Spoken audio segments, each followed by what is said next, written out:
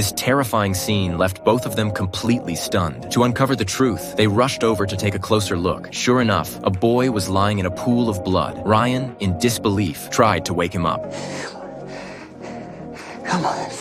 But the bullet had gone straight through the boy's head. He was already gone. As Ryan stood frozen in shock, the boy's father came running over after hearing the gunshot. Sorry.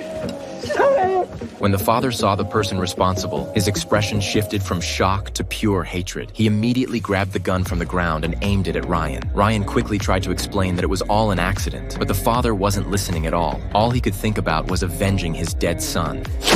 A gunshot rang out, and the father fell to the ground. It was Dick who fired the shot. He had seen everything from the side and pulled the trigger only to protect Ryan. Seeing both father and son lying dead before him, Ryan completely broke down inside. He never imagined that a simple hunting trip would turn him into a murderer in the blink of an eye. But Dick remained unnervingly calm. He dragged the two bodies into the tall grass, then pulled the terrified Ryan away from the scene. Neither of them realized that an even greater tragedy was about to unfold. The two stayed silent the entire drive. To avoid suspicion, Dick drove straight to the southern forest, saying they'd keep hunting there. Can you handle prison, mate? Because I don't think I can.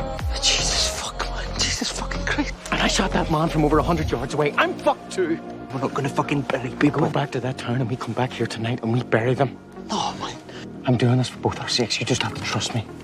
Ryan had no choice but to go along with it. To make the story more convincing, they stopped by a nearby town, showed their faces at a small convenience store, and deliberately mentioned that they'd been hunting in the southern woods. After setting up this alibi, they checked into a small motel for the night. But as soon as they entered the room, they realized something was off. They were supposed to be hunters who'd spent the whole day outdoors. Staying inside all night would definitely raise suspicions among the locals. So they headed to a crowded bar in town instead. What they didn't expect was to run into the town mayor there. Evening. Join us, if you like.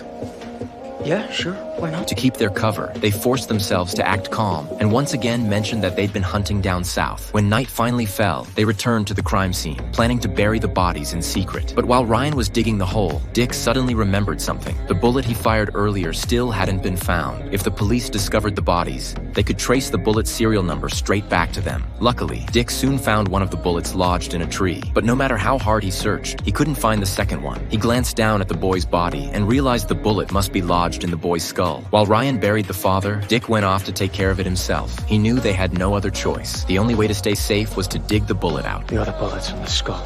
It's a child, Marcus. It's a little boy. Do you think I want to do this? No, I don't think you do, so put the fucking knife away. I have no choice.